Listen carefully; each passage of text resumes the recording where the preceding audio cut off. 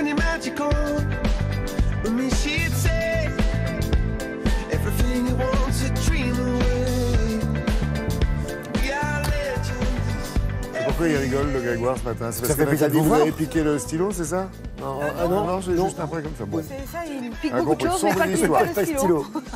Alors, quelle surprise, dites-moi, le PSG qui tombe de haut, c'est Oui. du football. On va saluer les Guingampais qui ont Bah oui. battu ces Parisiens qui étaient invaincus dans les Coupes nationales depuis 44 matchs. Ah, j'ai eu peur. Donc, voilà. Oui, non, voilà, ça fait 44 matchs pour la Coupe nationale. Donc ils sont éliminés de la Coupe de la Ligue. On regarde ce qui s'est passé hier, les occasions, les buts, c'est parti.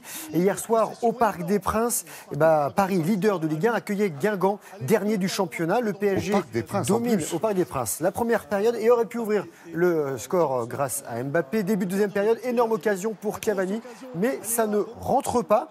non, Et les mais Guingampais quelqu'un devant. vont obtenir un penalty à l'heure de jeu. Meunier écrase le pied de Blas et Marcus Thuram frappe lui à côté. Neymar de la tête va délivrer enfin les Parisiens. Ça fait 1-0. Le Brésilien qui a été superbement servi par Thomas Meunier. Il reste 23 minutes dans le temps réglementaire. Un nouveau penalty pour Guingamp sur une faute parisienne qui a été validée par la vidéo. Et N'Bakoto prend Areola à contre-pied, regardez, ça fait 1-1. Alors là, on se dirige, on va se dire, vers la séance de tir au but, mais ce n'est pas terminé. Un nouveau coup de tonnerre dans le Parc des Princes. Troisième pénalty pour les Bretons dans le temps additionnel. Le fils de Lilian Thuram qui se fait justice lui-même et qui offre la victoire à Guingamp. Ça fait 2-1 pour les Guingampais, donc ils sont qualifiés pour les demi-finales de cette Coupe de la Ligue. Et le PSG n'avait plus perdu dans cette compétition depuis 2012. Monaco, de son côté, qualifié pour le dernier carré. Pourtant, Monaco a encaissé un but de Rennes à la demi-heure de jeu, signé Bourigeaud.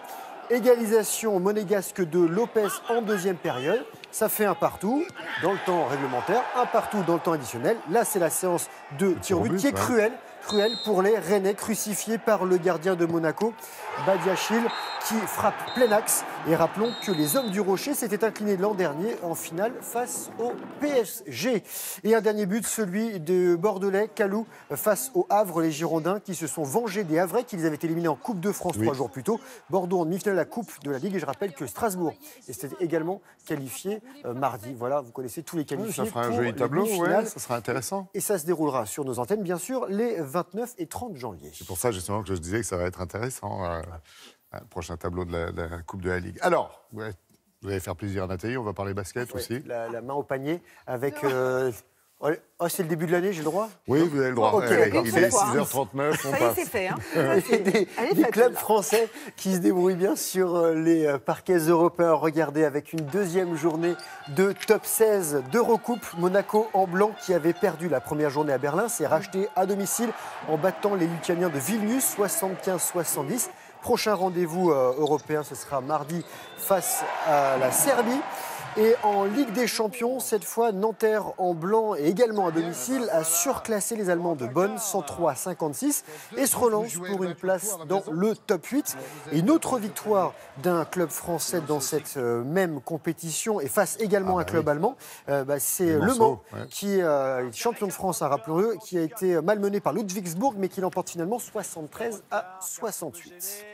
Et du Dakar, au menu aussi. Du Dakar, on va traverser l'Atlantique de l'autre côté, direction le désert du Pérou. Regardez la troisième étape qui, hier, faisait 331 km entre San Juan de Marcona et Arequipa. Et après un début de course difficile, Stéphane Peter Hansel, recordman de victoire sur le Dakar. 6 motos, 7 autos, a mis tout le monde d'accord. Il s'offre la victoire du jour. Loeb, vainqueur la veille, a perdu du temps. Carlos Sainz, tenant du titre, a lui dit adieu à la victoire finale. Et c'est le Qatarien Nasser Al-Attiyah qui a pris la tête du général. Le voici.